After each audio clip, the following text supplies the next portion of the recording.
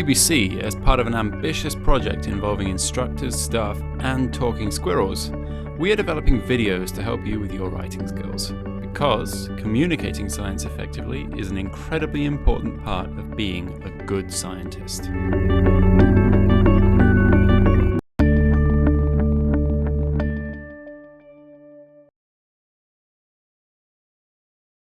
Grammar Squirrel and her friends have heard that using the active voice is a good way to get their message across in a succinct, clear manner. But they don't really know what the difference is between the active and the passive voice. After spending some time with her nose in a book, Grammar Squirrel explains with the help of an example. First, she says, it's important to work out what the subject of the sentence is. This is nice and easy. It's just the first meaningful part of the sentence that comes before the verb. Now, in the active voice, the subject actively performs the action which is described by the verb. So, in this example, the instructor is actively choosing the squirrel's partner. In the passive voice, however, the action described by the verb is performed on the subject, rather than by the subject. So, why does this matter? You'll notice that the image arising from these two sentences is the same. But there is a subtle difference, and it lies in how succinct the two versions are. Grammar Squirrel's friends remember that they should always strive to be short and snappy in their writing, and using the active voice will help them achieve this. In the first example, the passive version sounded a little bit clumsy, and it also used more words than the clear, succinct, active voice version. Now, the difference between 7 and 9 words might not seem that bad, but that's because we're just looking at a simple single sentence. Imagine how difficult it could be to read a long report if it was full of long-winded, unclear, passive voice sentences. To see whether her friends have understood, Grammar Squirrel decides to reread the notes from her recent distillation lab. So, here's the first one. Grammar Badger mixed the solutions and observed the colour change. Maybe they haven't got it just yet. What about you? Is this sentence written in the active or the passive voice? Remember, start by working out the subject of the sentence. Okay, great. And if the subject is actively performing the action of the verb, which the Grammar Badger is, then this must be written in the active voice. Okay, Grammar Squirrel's second example. By that point, 2 of our test tubes had already been broken. Okay, it seems her friends are still a little bit confused, but what about you? Do you think this is an active or a passive voice sentence? So remember, begin by finding the subject. Okay, great.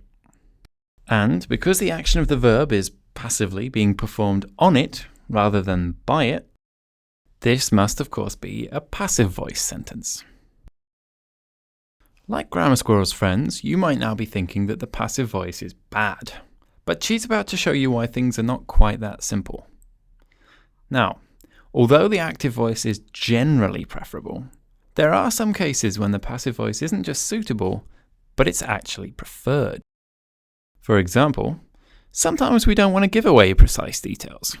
Sometimes we want to depersonalize a situation on purpose. Maybe we want to take attention away from someone. Maybe we don't know who did something, or perhaps stating the information would simply draw attention away from the real purpose of what we're saying. Remember earlier, when Grammar Badger appeared in Grammar Squirrel's notes? Well, the YouTubers among you might not be surprised to hear that when it comes to chemistry labs, communication, and life in general, Grammar Badger don't care. Grammar Badger don't give a shit. And so, he thought it would be a good idea to choose Grammar Squirrel as his partner, because he knew she'd do more than her fair share of work. When he did lend a paw, things went very badly wrong. But rather than blaming Grammar Badger, Grammar Squirrel used the passive voice to depersonalize the sentence she delivered to an angry teacher in her earlier example. She could, if she'd been less sweet, have used the active voice and got herself off the hook, like this. Okay, for a final example, let's consider this messy scene. Here, it would probably be preferable to use the passive voice version and say, "A mess was left in the lab yesterday," because the mess is really the purpose of the sentence, and therefore it's more important than listing the someone whose identity is unknown. Okay, To recap, remember that using the active voice is preferred in most situations, and it's often a great way to say things more succinctly. This can be very useful when editing your work, because you'll often find that you write things in the passive voice in early drafts, but on a second, closer inspection, you should be able to make things less wordy and much clearer by using more of the active voice.